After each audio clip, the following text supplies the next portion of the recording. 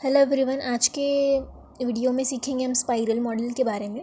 तो spiral model ये combination है वाटरफॉल मॉडल का और इटरेटिव मॉडल का, जो कि हमने पहले देखे हैं। उसके बाद का पॉइंट है each phase in spiral model begins with design goal and and with client review. यहाँ पर हर एक फेज़ जब भी स्टार्ट होता है तो उस फेज़ का एक पर्टिकुलर गोल होता है। वो गोल कंप्लीट करते करते हर एक फेज़ कंप्लीट किया जाता है और लास्ट में क्लाइंट का रिव्यू लिया जाता है। क्लाइंट से रिव्यू लेने के बाद अगर उसमें कोई चेंजेस है, अपडेशन है, लाने हैं, कुछ चीज़ें चेंज करनी है तो फिर बाद में चेंज की जाती है। ओके। उसके बाद का पॉइंट है this model of development combines the feature of the prototype model and the waterfall model, जो कि मैंने पहले ही कहा था। The spiral model is intended for large expensive and complicated project. Large और एक्सपेंसिव और कॉम्प्लिकेटेड जो प्रोजेक्ट होते हैं उनके लिए ये यूज़ किया जाता है। तो यहाँ पर एक पॉइंट था कि इसे वाटरफॉल का, प्रोटोटाइप का और इटरेटिव मॉडल का कॉम्बिनेशन कहा गया है। ठीक है। वाटरफॉल में क्या होता है, यहाँ पर एक मेन चीज़ होती है कि एक फेज़ के कंप्लीट होने के बाद ही नेक्स्ट वाला शुरू होता है। तो यहाँ पर भी स्पाइरल मॉडल में भी वही चीज़ होगी। ठीक है। एक फ़ेज़ कंप्लीट होने के बाद नेक्स्ट वाला शुरू होगा। इटरेटिव मॉडल में क्या होगा, इटरेटिव मॉडल में क्या होता था कि सारे फेज़ कंप्लीट होने के बाद अगर लास्ट फेज़ में या बीच में कोई फेज़ में अगर प्रॉब्लम आ गई तो लाइफ साइकिल पहले से शुरू होती थी। इंक्रीमेंटल लाइफ साइकिल थी। मतलब पहले लाइफ साइकिल में 50%, 20%, 20, 50, 60 ऐसा प्रोजेक्ट कंप्लीट होगा। लास्ट वाले साइकिल में 100% प्रोजेक्ट आपका रेडी होना चाहिए, ऐसा इस वे में। ठीक है। और प्रोटोटाइपिंग में आप क्या करते थे, प्रोटोटाइपिंग में आप एक डेमो प्रोडक्ट तैयार करते थे। वैसा ही स्पाइरल मॉडल में भी हो सकता है। ठीक है। और लार्ज और एक्सपेंसिव तरीके के प्रोजेक्ट के लिए इसे यूज़ किया जाता है। ठीक है। स्पाइरल मॉडल का सबसे पहला फ़ेज़ होता है कम्युनिकेशन। यहाँ पर मैंने एक बात बोली थी कि हर एक फ़ेज़ एक डिज़ाइन गोल से स्टार्ट होगा और उससे जो आउटपुट आएगा वो नेक्स्ट फ़ेज़ में यूज़ किया जाएगा और ऐसे करते करते हमारा एक फिनिश्ड गुड प्रोडक्ट तैयार हो जाएगा। ठीक है। तो कम्युनिकेशन में क्या होगा, रिक्वायरमेंट गैदरिंग होगी, अंडरस्टैंडिंग होगी रिक्वायरमेंट की।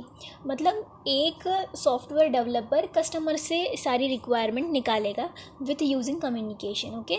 तो अब उससे हमें क्या मिलेगा, आउटपुट में हमें रिक्वायरमेंट की लिस्ट मिलेगी और हमें सारी रिक्वायरमेंट अंडरस्टैंड हो जाएगी। तो हम इस आउटपुट को नेक्स्ट फेज़ में लेके जाएंगे। जो नेक्स्ट फेज़ होता है वो है प्लानिंग।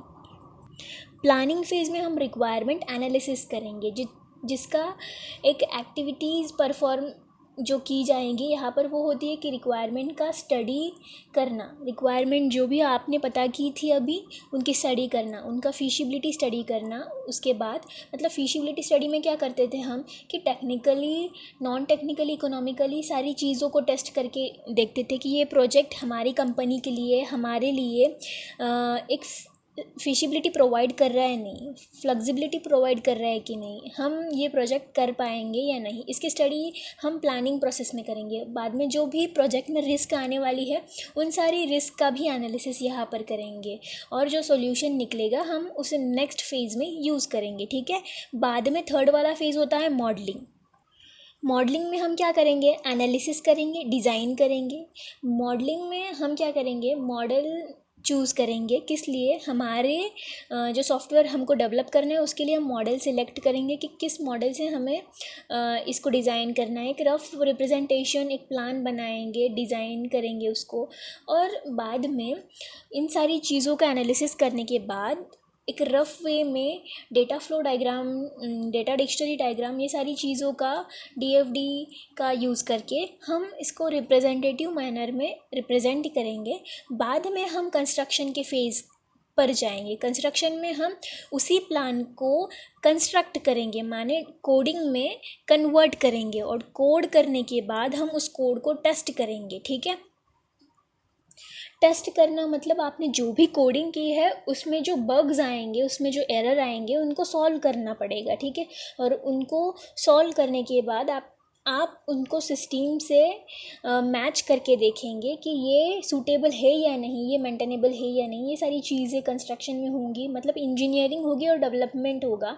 तो मॉडलिंग और कंस्ट्रक्शन ये दोनों चीज़ें इंजीनियरिंग और डेवलपमेंट के एक बड़े वाले फेज़ में आती है। ओके, बाद में आपका प्रोडक्ट अब रेडी है, टेस्ट करके सब चीज़ें करके रेडी है, आप डिप्लॉयमेंट में जाएगा।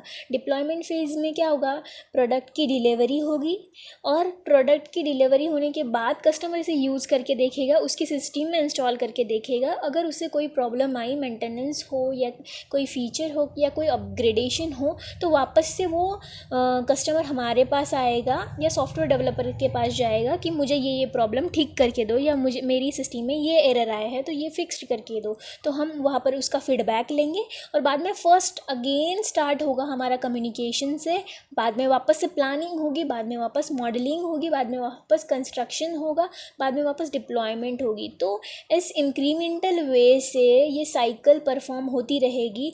एक साइकिल में सारे फेजेस परफॉर्म होंगे, बीच में ही कहीं डिस्ट्रॉय नहीं होगी ये साइकिल, इसीलिए इसे स्पाइरल मॉडल कहा गया है। ठीक, स्पाइरल मॉडल में ये सारे फेज़ परफॉर्म होते रहेंगे, जैसे कि कम्युनिकेशन, प्लानिंग, मॉडलिंग, कंस्ट्रक्शन और डिप्लॉयमेंट। ये सारे फेज़ जब तक परफॉर्म होंगे जब तक कि एक अच्छा प्रोडक्ट आप डिज़ाइन नहीं कर लेते, एरर फ्री प्रोडक्ट डिज़ाइन नहीं कर लेते। ओके, तो ये था spiral model. Thank you for watching my video.